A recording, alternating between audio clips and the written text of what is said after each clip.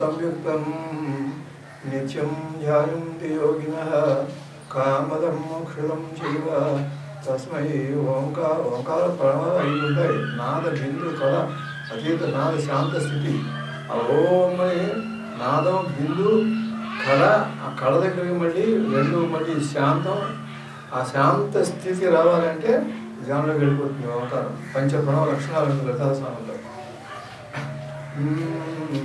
నమామి నారాయణ పాద పంకజం నవదామి నారాయణ నామ నిర్మలం భజామి నారాయణ తత్వమవ్యయం కరోమి నారాయణ పూజనం సదా అంబా అంబ నవాంబుజోజ్వలకరంబుజ శారద చంద్ర చంద్రికారంబర చారుమూర్తి ప్రకటస్ఫుట భూషణ రక్త దీపికా చుంబతి దివ్యభాగ శృతి సూక్త వివిక్త నిజ ప్రభావ భావంబర వీధి విస్తృత విహారిణి నన్ కృపజూడు భారతి నన్ కృపజూడు భారతి రాస్తుంటే ననగారు కళమణిలో అసుధరం రారే ఆసుకుడి నన్ను కృపజూడు భారతి నన్ను కృపజూడు భారతి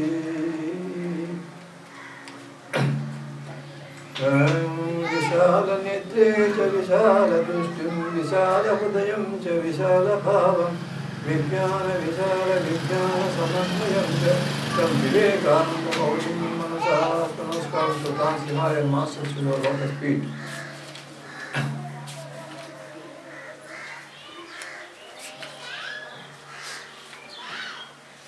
శ్రీమంజూషిక భక్త రక్షణ కళా శ్రీచంచు ఆనందవల్లి మంజుత్వగంబు చద్గగన ప్రాయాంశువన్ మోక్ష లక్ష్మీ మాణిక్య వినూత మేకల కటాక్షీభూత నిహారలు నిహారలు ఎవరైతే సంస్కృత అవుతుంది మోక్షలక్ష్మీ మాణిక్య వినూత మేకల కటాక్షీభూత నిహారలు శ్రీమంతం పై వచ్చు వెలుగు అవి కనిపించే వెలుగులు వదిలిస్తాను వెలుగునొకడే సేవింతు వెలుగునొకడే సేవింతు విశ్వేశ్వర చంద్రాననం చతుర్భాగం శ్రీవక్షం శ్రీవత్సాన్వితవక్షం రుక్మిణీ సచవామ్యాభ్యం సహితం కృష్ణమాసే నమస్తు రామాయ సలక్ష్మణాయ దేవీ చ తస్మై జనకాత్మజాయై ఆదాయవతేనైవదాం నమామి తన్మంజలి ప్రాంజనేయం నమామి తన్మంజలి ప్రాంజనేయం అనంతోదాతం మరణానుగ్రహం వందేహం మమ శివానుగుణం ఓం నమో బ్రహ్మాదిభ్యో బ్రహ్మవిద్యాభ్యో మహద్భ్యో నమో బ్రహ్మ సదా శంకరాచార్యం శంకరాచార్యం ఆస్మదాచార్య పర్యంతం వందే జగద్గురుం శృతి స్మృతి ఆలయం నమామి భగవత్పాదం లోకశంకరం నమామి భగవత్పాదం శంకరం శంకరం శంకరం సాక్షాయ వ్యాసాయ రూపాయ ఓం నమో రుద్రాయ.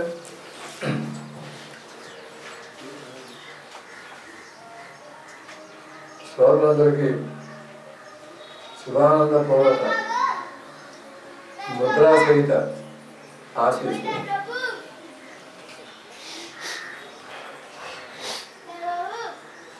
శంకరాచార్యుల వారి యొక్క చరిత్ర ఏవో గతంలో అలా చెప్పుకున్నాను స్థాయిపరకంగా.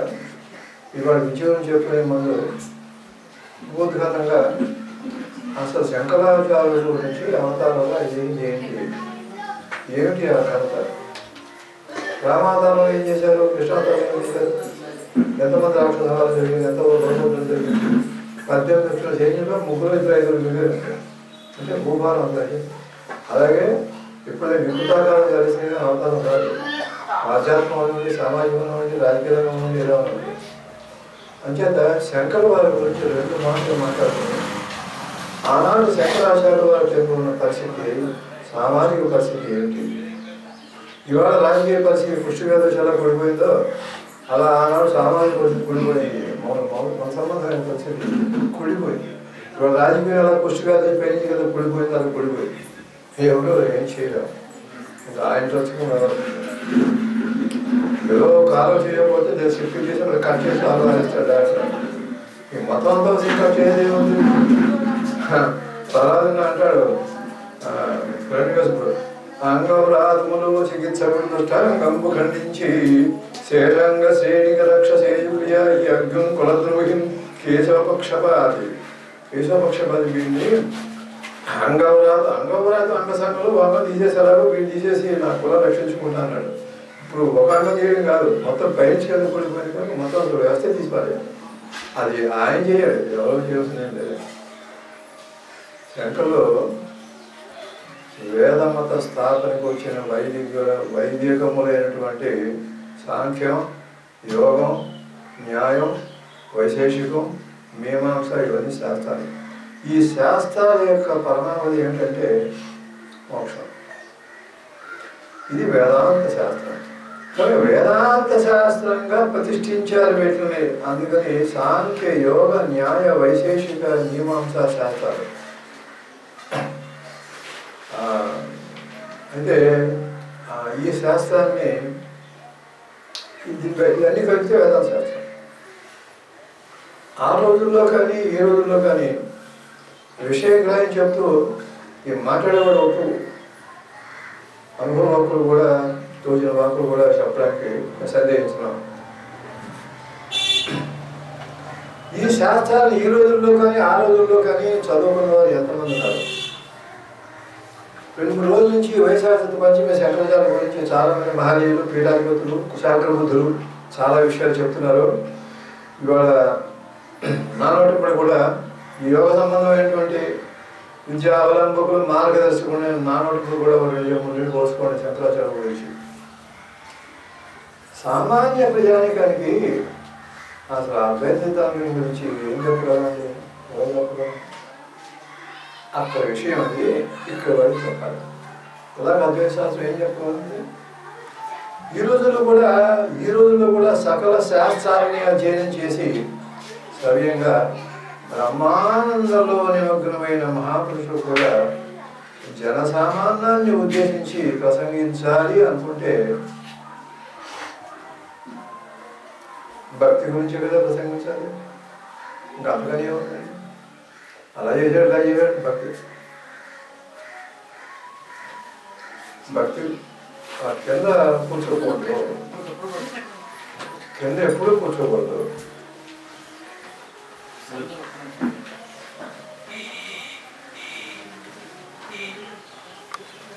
ఇంకా సామాన్య జనాన్ని ఉద్దేశించి అద్వైతం ప్రసంగించాలంటే బ్రహ్మాండమైన మహనీయులు ఎంతమంది అజ్ఞానం ఉంటే వాడు ఆశ్చర్యంగా సామాన్యంగా చెప్పాలంటే భక్తి గురించి చెప్పాలంటే సామాన్యంగా భక్తి గురించి చెప్పాలి.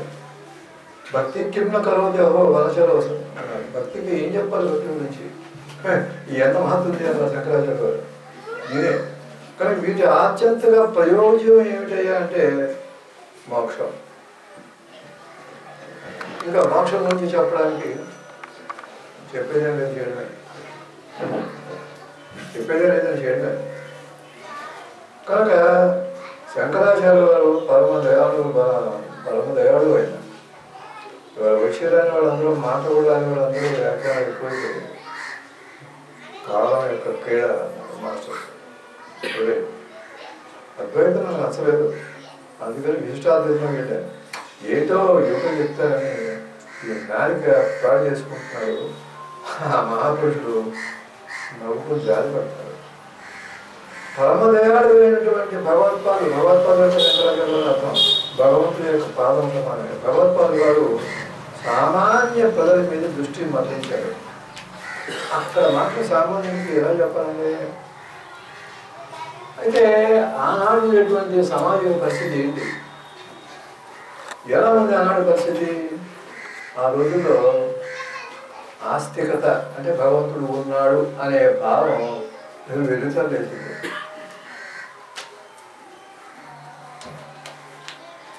వామాచారం, తాంత్రిక పద్ధతులు, కాపాలికం మొదలైన మతాలు దేవుడి పేరుతో ఈ శరీరాన్ని శోభ పెట్టుకునేవారు. ఇప్పుడు నేను చూడలేదు, నా చెంతంలో చూడలేదు. వేరేసేమ వాడు కూడా పుస్తకం కొట్టేసుకోవడం, చెత్త కొట్టేసుకోవడం, ఇంకా ఇలా రక్తం కాలేక వీరశైవం వీర ఇప్పుడు చూడటం లేదు. పుట్టపర్తిలో 1964 సంవత్సరంలో ఒక కాపాలికుడు ఇలా కొట్టుకుని సస్యకులని రా రా అని కొట్టేసుకుంటున్నాడు. దేవుడి పేరుతో శరీరాన్ని క్షోభ పెట్టుకునేవాడు. ఆహార విషయంలోనే శ్రీకృష్ణ పరమాత్మ కుసింప చేసుకోకు, నన్ను కుసింప చేస్తున్నావు, లోపల నువ్వు ఉపవాసం అంటే ఉపవాసం అంటే ఏంటని తిట్టారు. కషయంత శరీరస్తమ్మా, నన్ను కుసింప చేస్తున్నావురా అని తిట్టారు. ఇది చిన్న ఆహార విషయంలోనే అంత క్షోభ పెట్టుకునేవారు. ఈ రకంగా ఒక వికృతమైనటువంటి 72 మతాలు ఉండేది ఆ రోజుల్లో. 72 మతాలు కూర్చోండి. Thank you. ఈ రకంగా 72 వికృతమైన ఉపాసనా విధానాలు ఎవరి ఇక్కడికి వచ్చి ఇలా పెట్టాలంటే నాకు ఎవరు పట్టించుకోవట్లేదు. కొంచెం ఇలా కొంచెం ఎందుకంటే అలా పెట్టండి, నాకు ఇవ్వలేకపోతున్నాను.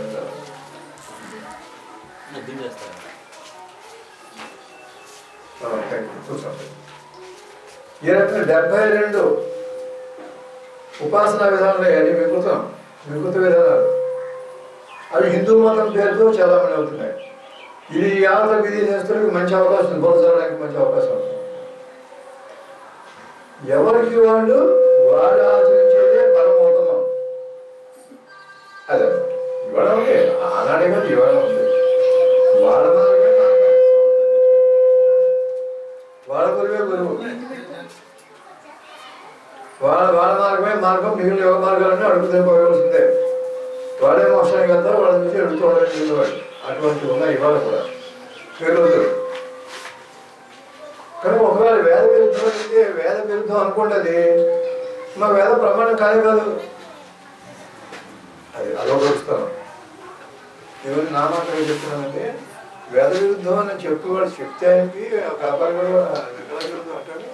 ఈ వేద నా ప్రమాణం కదా అదో అన్నాడు. అదే అర్థం ఇప్పుడు ఎవరు నాకు చెప్పచ్చేవారు అడిగాడు కాపాడు.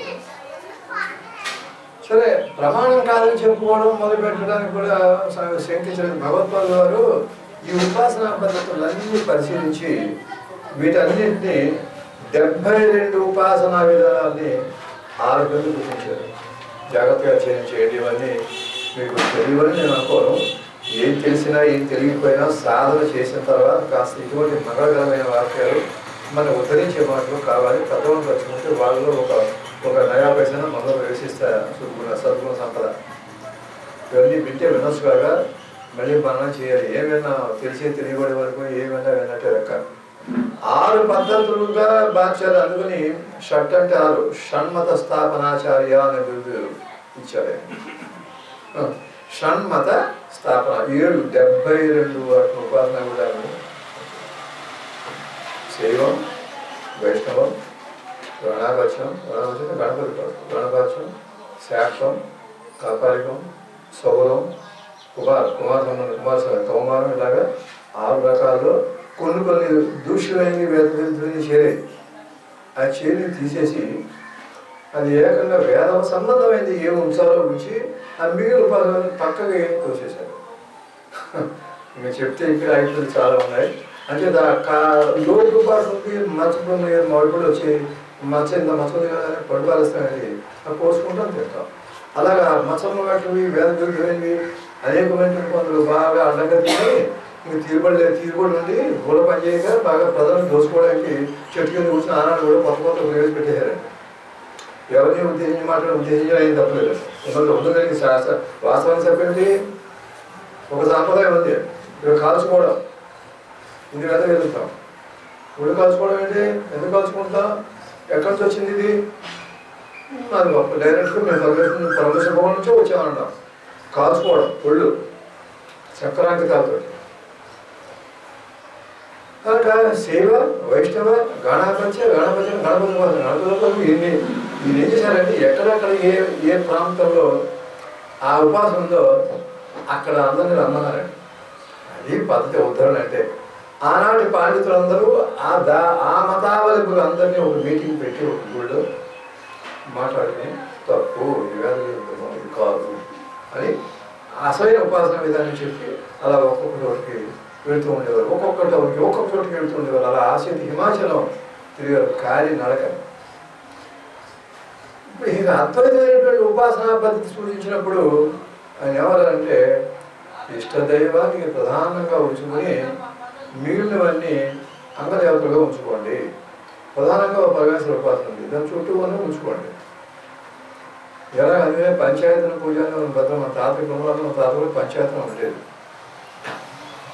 సూర్యుడు అర్చ గణపతి దేవి కుమార సాగర ఇది పంచాయతన విధానం. అంటే ఆయా మతముల వాళ్ళని అందరినీ సభలు చేసి ఒప్పించి లోటుని సరిదిద్ది సరైన ఉపాసనా మార్గాన్ని ప్రవేశపెట్టారు. ఉదాహరణ అనంత శైలంలో ఈ వైష్ణవులందరినీ సమావేశపరిచాడు. వైష్ణవులందరినీ, వైష్ణవులు అంటే ఏదో ఇలా నామా అనుకోకండి. విష్ణువు అంటే సర్వవ్యాపకుడు పరమేశ్వరుడు అర్థం. శివుడు అంటే పరమేశ్వరుడు ఊరికి పేరు కానీ ఒకటే పదార్థం అది. అంటే వైష్ణవుల కల్లా వాడి జ్ఞాపకం వచ్చి శివుడికి వీడి జ్ఞాపకం వచ్చి అనుకోవడం అది మన కృతజ్ఞానం అని చెబుతున్నారు పెద్దలు. తప్పుడు పోదనుకోండి. కనుక పరమేశ్వర చిహ్నాలు ఒంటిపై ముద్రించుకునే అవైదిక సాంప్రదాయాలని మాన్పించారు.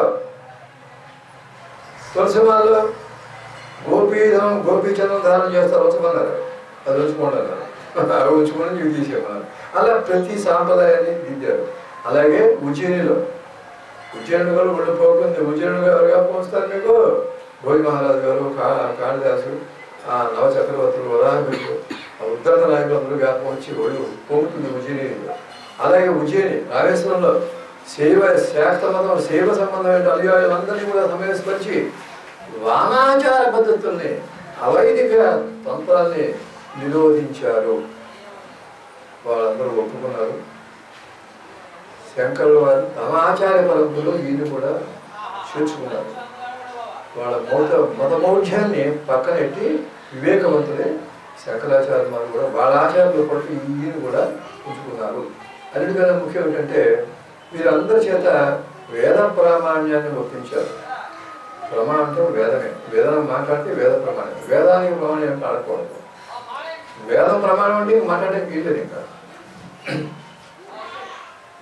వేద ప్రమాణం తద ప్రమాణం కిరాంగనం ఎంత గిరోగిరంతి మండలికృష్ణుడు ఇల్లు ఎక్కడ అడిగితే వీళ్ళు పని మనిషి చూపుతుందండి ఇది భాగం ఉంచండి. కనుక వేద విహితమైనటువంటి నిత్య కర్మానుష్ఠానాన్ని ఆరంభింపజేశారు. అది శంకరాచార్య వారు ఇదండి. మనోడు 2 మొక్కల్లో చెప్పుకున్నాం కానీ చాలా కష్టపడ్డారు. 32 ఏళ్లలో 15 ఏళ్ళు 16 ఏళ్ళు తిరగమే సరిపోయింది. ఈ ప్రచారం సరిపోయింది. ఉన్నదేదా రేట్ అక్కడ. ఈ లోపల పరమేశ్వర యుక్తి వల్ల మా స్వరూపంలో ఈశ్వరుడు వచ్చి రాగేసింది అసలు పిచ్చి పని చేశారు. అంతే నేను ఒక ఆయన అడిగాను, ఏమంటే స్నానం చేస్తుంటే తెల్ల స్నానం చేస్తుంటే మొసలు పట్టుకుందా ఉంటుంది, నిజంగా అసలు మొసలు పట్టుకుందా? లేకపోతే ఈయన తల్లి అబద్ధం ఆడదా? అబద్ధం ఆడిన కూడా అవతారం రావు కదా. మొస పట్టుకోకుండా మొసలు పట్టుకుని అమ్మా సత్యం అంటే అది ఏదో చెప్పాను అర్థం కాదు. శంకర విజయంలో పీఠికలో విద్యారణ్య స్వామి వారితో ఎవరో గొప్ప ఆంజనేయ గారు ఎవరో ఆయన ఇచ్చారండి. పరమేశ్వర సంకల్పం ఈశ్వరుడే మొసలే వచ్చారటండి. ఈశ్వరుడే మొసల రూపంలో వచ్చి అది పలికించారు. అంతే ఈశ్వర సంకల్పం అంటే అంతకన్నా ఆన్సర్ లేదు. ఈ రకంగా శంకరాచార్య వారు 2 సమన్వయాలు చేశారు. సమన్వయం చేయడం చేత వారు అది తీసేది తీసేయడం గొప్పే. అంటే సమన్వయం చేయాలి. ఏమైనా అవే తీసేస్తాడు. అక్కడ సమన్వయం చేసి ఆఫ్ చేసి అక్కడ దాన్ని క్షీణతను తీసి మిగిలిన శేషాంగ రక్షణ చేసి కోఆర్డినేట్ చేసి అందరినీ కోఆర్డినేట్ చేసి కలుపుకోవాలి. తల్లి అందరినీ పిల్లలందరినీ కలుపుకుంటున్న భగవంతులో దుర్మార్గుని అవైధంగా ఉన్నవాడిని వక్ర మార్గంలో ఉన్నవాడిని అందరినీ తల్లి కొడుకుంటారు. అది ఉండాలి. కనుక ఈ శాస్త్ర సమన్వయం చేశారు, పురాణ సమన్వయం చేశారు. పురాణ భాష ఏమిటో చెప్పారు. ఏ పురాణాన్ని తీసేయలేదు, చదవద్దని అనలేదు. చదవండి, కానీ కొంచెం విచక్షణ పెట్టుకుని నేను చెప్పే విధంగా చదవండి అని. శైవ పురాణం ఏంటి, విష్ణు పురాణం ఏంటి, చాలా పురాణాలు ఉన్నాయి. ఇవన్నింటిని సమన్వయం చేసి శాస్త్ర సమన్వయం, పురాణ సమన్వయం చాలా సమర్థవంతంగా చేసి మన సనాతనమైన సనాతన ధర్మం మంది. సనాతన అంటే నిన్న పుట్టి ఏదో ఇవాళ పోయి చిత్రం పుట్టి పొగ్గులు కాలిపోయేవి కాదు. సనాతన అంటే సనత్ అంటే ఎప్పుడు అని, ఎప్పుడూ ఉండేది. ఎప్పుడో మొదలుంటే చివరి ఉంటుంది. దీనికి ఆది లేదు, ఆది ఉంటే మొదలుంటుంది. పుడితే చస్తే పుడతాం. ఆది మొదలైనటువంటి ఆది మధ్యాంతరైనటువంటి పరమేశ్వరు గురించి చెప్పేదానికి మొదలైన లేదు అంటే సనత్ అంటే ఎప్పుడు ఉండేది అర్థం. ఆ సనాతన మన ఆర్య ధర్మాన్ని ఏకతాటిపై నడిపించినటువంటి మేధావి శంకరాచార్య గారు. రోమాలోలా, ప్రొఫెసర్ వైట్హెడ్, క్యాంట్, స్కోపెన్హార్, పాశ్చాత్య వేదాంతులు అందరూ the world has never produced a second Shankara and second Janata. ప్రపంచం రెండో శంకరుని రెండో జనకుని చూడదు. ఆ వాక్యం అంత అందమైన వాక్యం ఇచ్చారు. రెండో చూడదు అది. అయితే ఈ శంకరుల యొక్క సమన్వయ భావాన్ని ఇవాళ ప్రచారం చేయవలసి ఉంది. ఇవాళ ఈరోజు చేస్తున్నారా? ఎంతవరకు చేస్తున్నారు?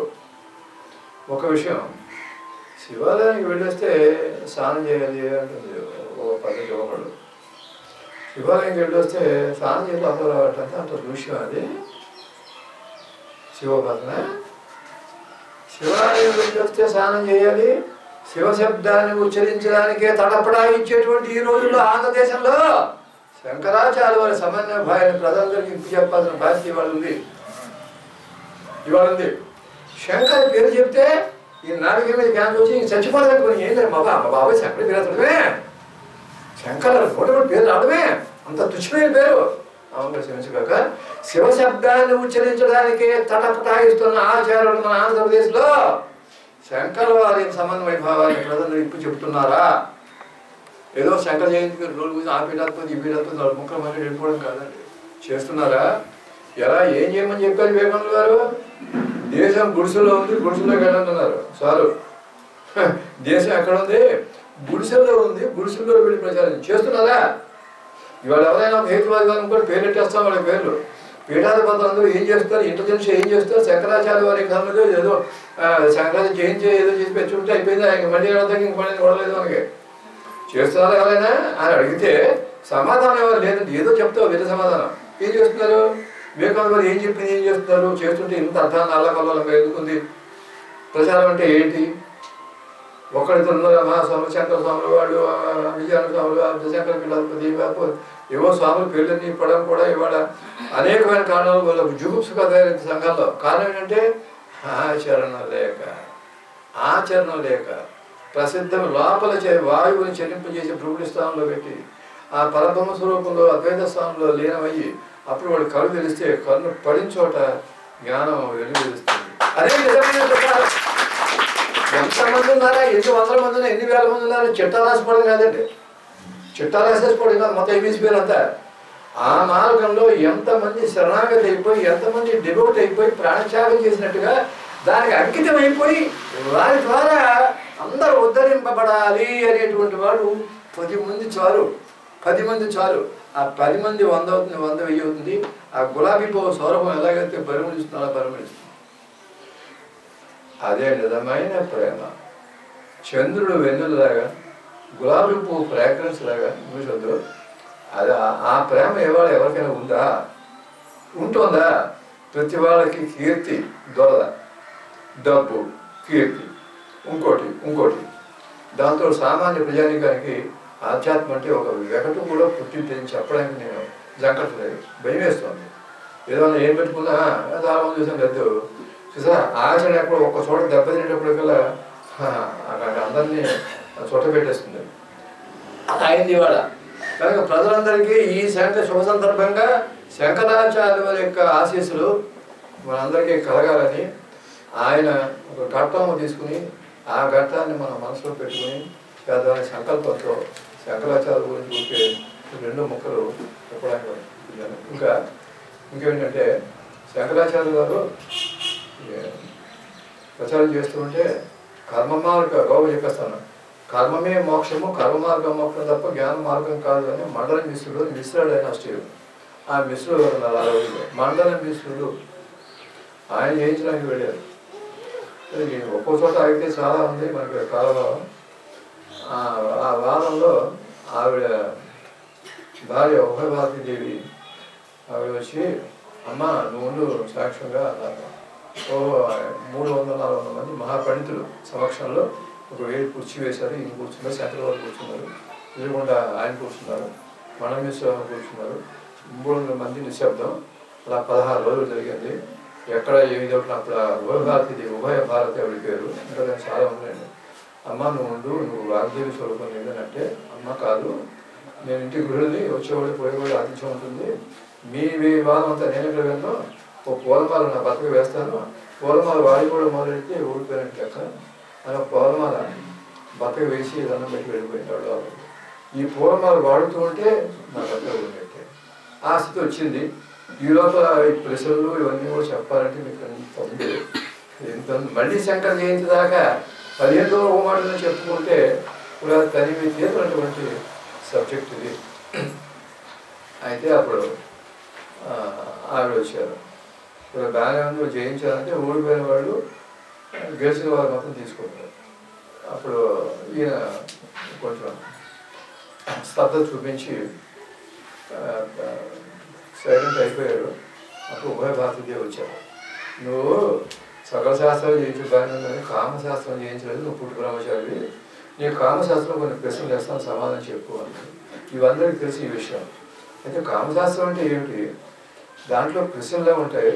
ఈ రాజన్మ బ్రహ్మచారి శంకరాచార్య గురించి తెలిసిన వాడు ఈ ప్రశ్న వేయొచ్చా, అది తెలియకపోతే వచ్చినటువంటి ఆధ్యాత్మిక నష్టం ఏమిటి, ఆత్మోత్తర నష్టం ఏంటి, ఈ ప్రశ్న ఎందుకు వేయాలి, ఇంకా సమాజం చెప్పకపోతే నష్టం ఏంటి అనేటువంటి ప్రశ్నలు చాలా అనాలిసిస్ చాలా ఉంది. అవన్నీ అలా ఉంచండి. ఇవన్నీ నేను చెప్పగలను, కానీ సమయం 13 మీరు ఇక్కడ ఏమని చెప్పిన ఎక్కడ ఉన్నాను, 3 గంటలు 4 గంటలు కానీ ఒక గడికి రాదు. సరే డైరెక్ట్గా పరగాపే బీచ్లోకి మేము అందరూ చాలా ఆశ్చర్యకరంగా వెళ్దాం అని అంటే అప్పుడు ఆకన్నా అప్పుడు ఆవిడ అన్నారు, అయితే అమ్మా మరి నేను ఏదైనా అనుభవం ఇచ్చే కావాలి, శాస్త్ర పాండిత్యం కాదు కదా, నేను ఒక 4 రోజులు టైం ఇవ్వాలి, టైం ఇస్తే మళ్ళీ ఇవాళ ఒక 4 రోజులు టైం ఇస్తే ఇవాళ ఆషాఢ మాసం, ఆషాఢ పౌర్ణమి ఇవాళ, మళ్ళీ శ్రావణ పౌర్ణమికి నీకు సమాధానం చెప్తాను, ముందు నేను రాసి పంపిస్తాను అన్నారు. అలాగే జరిగారు. అక్కడ ఆవిడ మాహిష్మతి పొలం, అది మాహిష్మతి. ఆ పొలంలో అమరకుడు ఒక మహారాజు ఉంటాడు. ఆయన చాలామంది రాణులు ఉన్నారు. రాణులకి ఏం పోదావా, ఆయన కాస్త బుద్ధిమంతుడు, శాస్త్రజ్ఞాని, దత్త సాంప్రదాయంలో ఉన్నాడు, బుద్ధిమంతుడు, ప్రజలను కనపెట్టలో చూస్తున్నాడు. ఆయన పేరు అమరక మహారాజు. ఆ అమరక మహారాజుకి ఈయన ఆయనకి మృత్యువు దగ్గరకు వచ్చింది, అవసాన దశ వచ్చింది. అవసాన వచ్చే టైంకి ఈయన జీవి దృష్టిలో ఇది అనుభవపూర్వకంగా ఈ జ్ఞానాన్ని, ఈ కామశాస్త్రాన్ని పొంది అక్కడ సమాధానం చెప్పాలి ఉభయభారతీయ జీవికని పరకాయ ప్రవేశం చేయాలి. అది పరకాయ ప్రవేశం అనే పదంలోనే పరుడు యొక్క కాయలో ప్రవేశం అర్థం, అది సరిపోతుంది. జీవుడు అందులో చెప్పి పెట్టాడు, అక్కడ ఆపం చేయడం అంటే జీవుడు చెప్పిపోతే ఇంక సరిపోతాం. ఇంక జీవుడు ఏంటి, జీవుడు ఏంటి, కాయం అంటే కేవలం మానవ శరీరం అనుకోవద్దు. ఒక రాయి గోలెం ఉందంటే ఆ గోలెం కూడా కాయమే, ఉపాధి. ఆ గేట్లోకి వెళ్ళొచ్చు. స్వామిరామ ఎక్స్పీరియన్స్ మాస్టర్లో, హిమాలయ మాస్టర్స్లో ఆ గురువుగారు నిర్ణయం అయిపోయారు, మీరు చాలా చదువుకుంటారు, నిర్ణయం అయిపోయారు. నిర్ణయం అయిపోతే వీళ్ళందరూ ఏడుస్తూ ఈయనేమో ఆశ్రమం తీసుకెళ్ళాలి. అది ఎక్కడో అడవిలో ఉండగా 5-6 కిలోమీటర్లు. ఈయనేమో మోసుకెళ్ళాలి. అక్కడికి మోసుకెళ్ళడానికి వీళ్ళు చెమట కప్పుకుంటున్నారు, ఏడుపు. స్వామిరామ గురువు అప్పుడు ఒక శబ్దం అయింది అందులోంచి, ఏమని, షల్ ఐ హెల్ప్ యూ, నేను సాయం చేయమంటారా, ఏడుస్తారేంటి, ఇన్నాళ్ళు వెళ్ళి ఇదా మీరు అన్నట్ట, ప్లీజ్ చేయండి, సాయం చేయండి అన్నట్ట. ఇప్పుడు ఎత్తలేనట్ట, లైట్ అయిపోయింది వాడు. ఇది పరకాయ ప్రవేశం కాదా అంటే, పరుల యొక్క కాయంలో ప్రవేశమే కానీ అనుభూతులు, రహస్యములు తెలియవు. ప్రవేశించడం జరుగుతుంది. ఓ గోళం, ఓ రాయి, ఒక చచ్చిపోయిన ఎలుగుబంటి, ఒక ఏను కూడా రాయి జరిగింది. ఇవన్నీ పరకాయ ప్రవేశాలు కావు. పరకాయ ప్రవేశమే తప్ప అది పరకాయ ప్రవేశం విద్య కాదు. ఇక నుంచి జాగ్రత్తగా వినండి. అప్పుడు ఆయన ఏం చేశారంటే, ఆయన చివరి దశలో ఉన్నారు. చివరి దశలో ఉంటే చాలామంది నా శిష్యులు 300 మంది ఉన్నారు. అక్కడ ఈ అమరక మహారాజు యొక్క మహిష్మతి పురానికి దక్షిణ వైపుని నర్మదా నది ఉంది. ఆ నర్మదా నదికి ఎగువకు వెళ్తుంటే 2 కొండలు ఉన్నాయి. ఒక కొండ బాగా పైకి ఎక్కి మళ్ళీ దిగితే ఒక లోయ వస్తుంది. ఆ లోయ దాటి మళ్ళీ ఇంకో కొండకి ఇంకో లోయలోకి దిగాలి. నేను వంద చెప్తున్నాను సుమా, నేనేం కట్టలేదు. ఆ వంద చెప్పి మీకు ఎలా ఉంది. ఒక పెద్ద కొండ ఎక్కి మళ్ళీ దిగితే ఒక లోయ. ఆ లోయలోకి మళ్ళీ ఆ లోయలోకి మళ్ళీ పైకి ఇంకో పెద్ద కొండ దిగాలి. ఆ కొండ దిగితే అక్కడ ఒక సెలయేరు ఆ కొండ మీద. ఆ సెలయేరు భూమి మీద పట్టుకుంటే అక్కడ మడుగు ఏర్పడింది. ఆ మడుగు పక్కన